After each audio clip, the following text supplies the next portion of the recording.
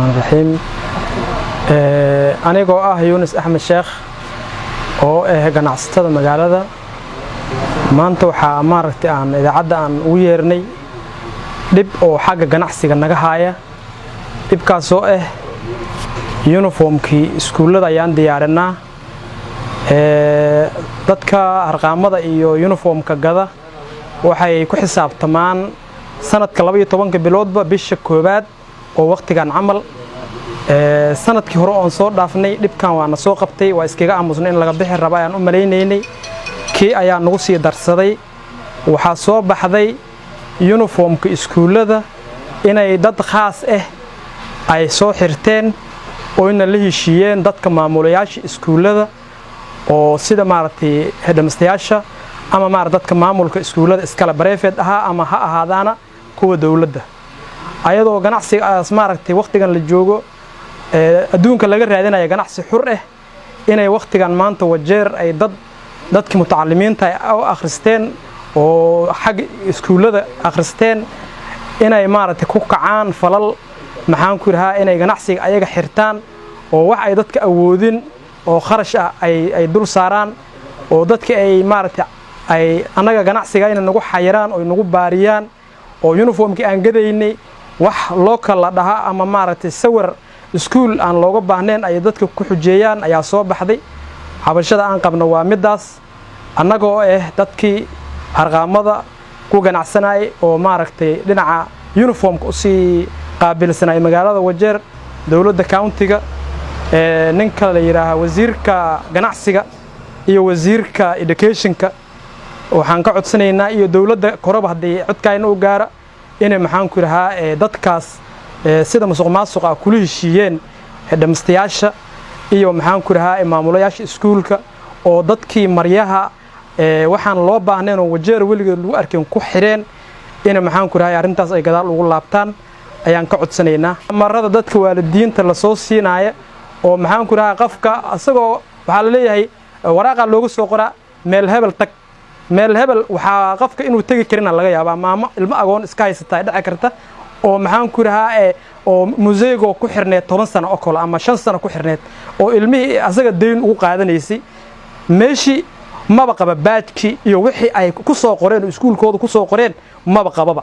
way wareeri marka qafki waa wareersan yahay qafkaas qafkaana marka hore inaas deyn bixiyo ama as qaf wax taarta ama as wax ka sugo uma tirigelin maxaan ku rahaa amaradaas ayaa la soo bixi waana waxay isku og yihiin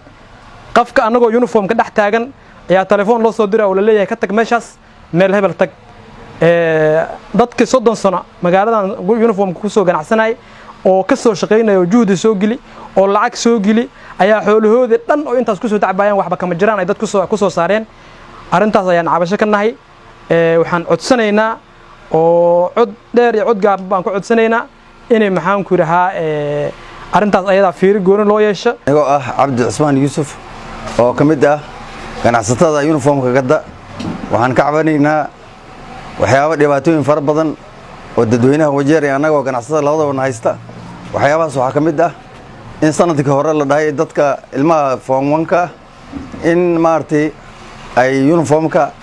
meel fulan ay ka soo gataan ama looka waxa la ay ku soo hagaajiyaan taas oo dadweynaha dib ay ku qabaan anagoo kharash gelina wixii nagala tashan hadda iskuulada dadka ay la tashan dhibaatooyin fara badan ka dhacday dad waxa jira maartay ama gadan karin lookada marada oo maartay markii lookada ay leedahay beec aan la gadi karin ay noqonaysaa hadda dana waxa dhacday iskuuladii maartay junior secondary inay dad xirteen oo leeyihiin lookada lagu soo hagaajiyay qofkii marka marada ka gata oo iskuulka taga waxa leeyahay aw lookada aw